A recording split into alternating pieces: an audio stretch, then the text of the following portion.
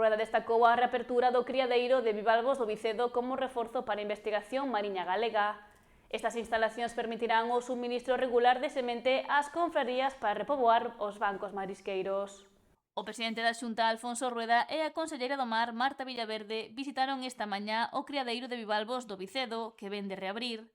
O titular do goberno galego puxo en valor esta instalación como reforzo de Galicia no eido da investigación mariña, e grazas a ela poderase suministrar de forma regular semente propia ás confrarías de toda a comunidade para acelerar a recuperación das rías. Importante que se saiba o esforzo que estamos facendo. Aprobamos no Consello da Xunta de Galicia hai pouco tempo, hai un par de meses, un plan de regeneración dos bancos marisqueiros que foron, como decía antes, afectados por todos estes meses de tanta chuvia. Son casi 23 millóns de euros os que imos adicar. Casi todos van a ir, casi 20, para a colaboración directa coas cofrarías.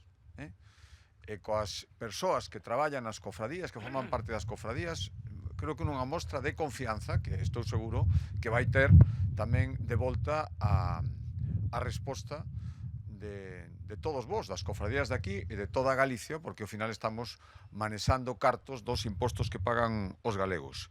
Imos seguir repoboando, para iso vai haber tamén 1,5 millón de euros, 2 millóns para seguir conservando estas maravillas, isto que se chama a biodiversidade mariña. E destacou a importancia que ten a biodiversidade e o cuidado do medio mariño en Galicia.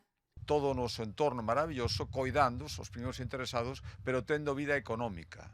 Os que din que para conservar toda esta maravilla, toda a vida económica que hai ao redor do mar, ten que desaparecer, ten que retirarse moitísimo, eso non é verdade, porque os que levades moitísimo tempo traballando ao lado do mar e vivindo do mar, sodes os primeiros interesados en conservalo, e non ten ningún sentido que agora veñan dende despachos que a veces están moi alonsados de aquí a decir o que se pode facer e o que non se pode facer, cando nós somos os primeiros interesados en cumprir a lei e os primeiros que sabemos o que se pode facer e o que non.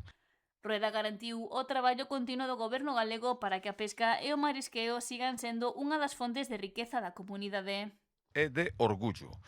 Non se entendería a Galicia sin o seu marisco, unha das cousas que máis nos recoñece fora, unha das cousas que a xente máis aprecia, temos moitísimas, pero eso sempre foi unha das marcas de identidade. E nestas vísperas do ano Xacobeo, do ano 27, no que Galicia vai estar de moda en todo o mundo, seguir tendo un marisco, unhas ameixas de primeira calidade, vai ser fundamental para seguir mantendo esa imaxe de cociña fantástica que todo o mundo recoñece e está disposto a pagar si lle damos un produto que este á altura. E estas instalacións son para eso. Moitísimas gracias aos que traballades todos os días para que eso sexa posible. As novas instalacións lideradas polo Centro de Investigacións Mariñas CIMA, en colaboración coa Federación Provincial de Confrarías, compaxinará a reproducción e cría de moluscos con tarefas de investigación e innovación no marco do proxecto PART-BIP, que busca implicar os mariscadores en todo o proceso dende que se obteñen as larvas ata que chega o momento de sementala nos bancos.